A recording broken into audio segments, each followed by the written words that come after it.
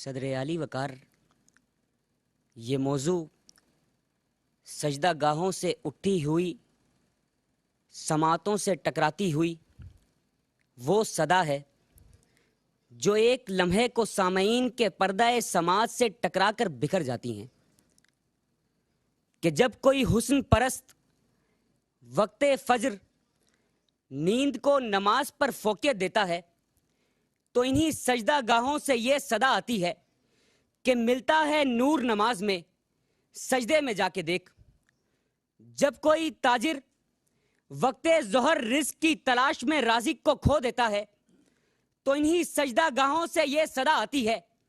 کہ ملتا ہے رزق نماز میں، سجدوں میں جا کے دیکھ۔ جب کوئی بیمار علالت کے باعث نماز عصر قضا کرتا ہے تو انہی سجدہ گاہوں سے یہ صدا آتی ہے کہ ملتی ہے شفا نماز میں، سجدوں میں جا کے دیکھ۔ جب کوئی بے اولاد جوڑا در در کی ٹھوکریں کھا کر تھک جاتا ہے تو وقت مغرب انہی سجدہ گاہوں سے یہ صدا آتی ہے کہ ملتی ہے نیک اولاد، سجدوں میں جا کے دیکھ۔ کہ صدر عالی وقار، جب کوئی ذہنی دباؤ کا شکار انسان نیند کو ترستا ہے، تڑپتا ہے، تو انہی سجدہ گاہوں سے یہ صدا آتی ہے کہ ملتا ہے سکون نماز میں، سجدوں میں جا کے دیکھ۔ کہ صدر عالی وقار، جب مومن کی پیشانی زمین کو چومتی ہے تو عرش والے سے رشتہ جڑ جاتا ہے، اور پھر دن میں یہ 96 سجدے اور ہر سجدے میں رب ملتا ہے صدر عالی وقار۔ تو جسے رب ملتا ہے اسے پھر سب ملتا ہے صدر عالی وقار۔ کہ یہ نماز ہی ہے جو ایمان کی جمع پونجی بھی ہے اور جنت کی کنجی بھی، یہ نماز ہی ہے جو بے حیائی کے خلاف ڈھال بھی ہے اور باطل کا وقت زوال بھی۔ تو پھر یہ کہنے دیجئے صدر عالی وقار کہ وہ خوش نصیب ہے جسے منظور ہے نماز۔ مومن کے نور کا ایک نور ہے نماز، ملنا ہے اگر رب سے تو مصلی بچھا کے دیکھ، ملتا ہے کیا نماز میں، سجدے میں جا کے دیکھ، ملتا ہے کیا نماز میں، سجدے میں جا کے دیکھ۔ شکریہ۔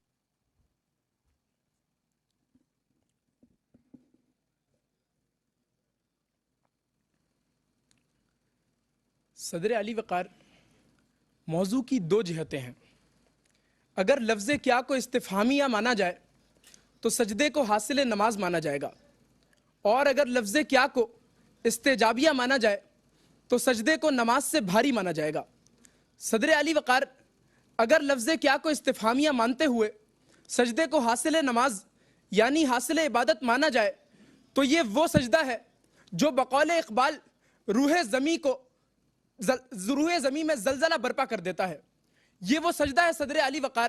جسے کرنے پر اولاد آدم کے لیے جنت کے دروازے دوبارہ کھلے۔ یہ وہ سجدہ ہے کہ جب صبر کے عالم میں کیا گیا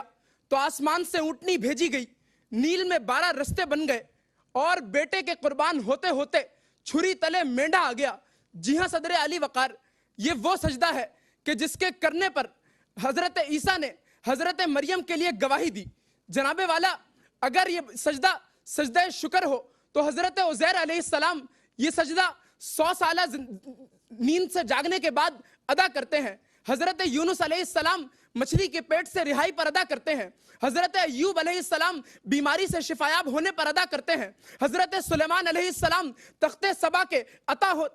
کے حاضر ہونے پر ادا کرتے ہیں، اور سرکار دو عالم صلی اللہ علیہ وسلم احد العمرین سیدنا عمر فاروق رضی اللہ عنہ کے عطا ہونے پر ادا کرتے ہیں کہ انداز انبیاء خدا کی ادا کے دیکھ،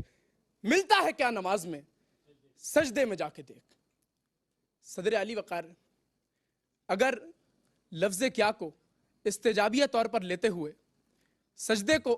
نماز سے بھاری یعنی عبادت سے بھاری مانا جائے تو پھر یہ وہ سجدہ ہے جسے نہ کرنے پر عزازیل ابلیس مردود بن جاتا ہے اور اس کی پچھلی ساری زندگی کی عبادت اکارت جاتی ہے،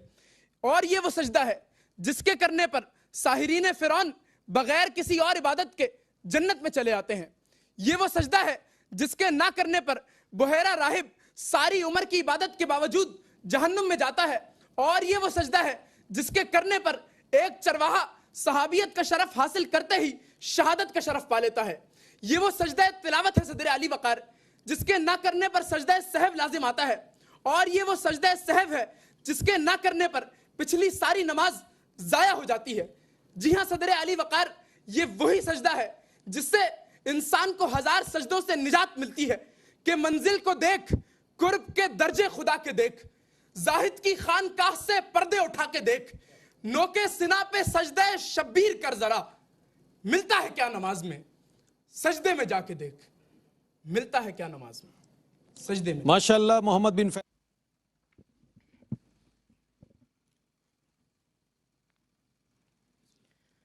صدر علی وقار، نماز ساقی کوثر کو معراج میں ملی، جو مومن کی معراج ہے، جنت کی کنجی نماز ہے، کہ صدر علی وقار ساقی کوثر نے اس دنیا سے پردہ فرمانے سے پہلے امت کو وصیت فرمائی، الصلاۃ الصلاۃ، کہ میں تمہیں نماز پڑھنے کی تاکید کرتا ہوں۔ جناب والا، اس تاکید پہ عمل کرنا اتباع رسول ہے، اور اتباع رسول قرب الہی کا بہترین ذریعہ ہے، کہ قل ان کنتم تحبون اللہ فاتبعونی، کہ اگر تم چاہتے ہو اللہ تم سے محبت کرے تو رسول اللہ صلی اللہ علیہ وسلم کی اتباع کرو۔ جناب والا، جب یہ اتباع رسول نماز کے ذریعے کی جائے تو اس نماز کے سجدے میں وہ رحمتیں، برکتیں، سعادتیں اور نعمتیں ملتی ہیں جسے کسی صورت تولا نہیں جا سکتا، کہ یہ وہ نماز ہے جو نیند سے بہتر ہے، یہ وہ نماز ہے جو میرے محبوب کے قلب کو سرور دیتی ہے، یہ وہ نماز ہے جو فاطمۃ الزہرا نے ادا کی تو ان کے سجدے رات کا، ان کے سجدوں کے لیے رات کم پڑ گئی۔ یہ وہ نماز ہے جب حیدر کرار نے ادا کیا تو ان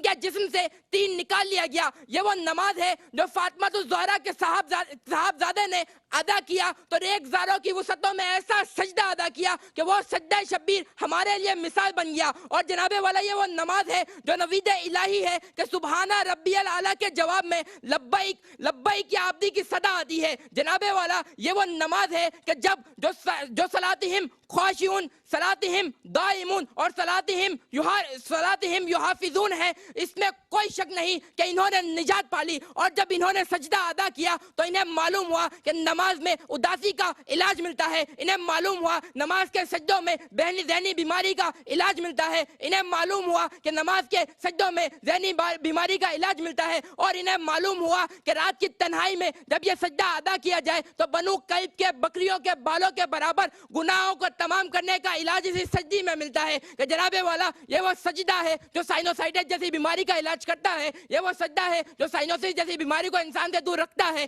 یہ وہ سجدہ ہے جو انسان کے لیے رحمت اور برکت کا باعث ہے۔ جناب والا، یہ وہ سجدہ ہے جو انسان کے لیے رحمت اور برکت کا باعث ہے، اور یہی سجدہ اللہ کی رضا کا باعث ہے۔ یہی سجدہ جب انسان ادا کرتا ہے تو وہ اس کا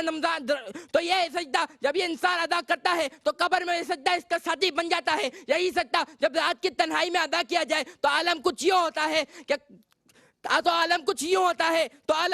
ہوتا ہے کہ دل میں ہو یاد تیری، گوشہ تنہائی ہو، پھر تو خلوت میں عجب انجمن آرائی ہو، پھر تو خلوت میں عجب انجمن آرائی ہو۔ شکریہ۔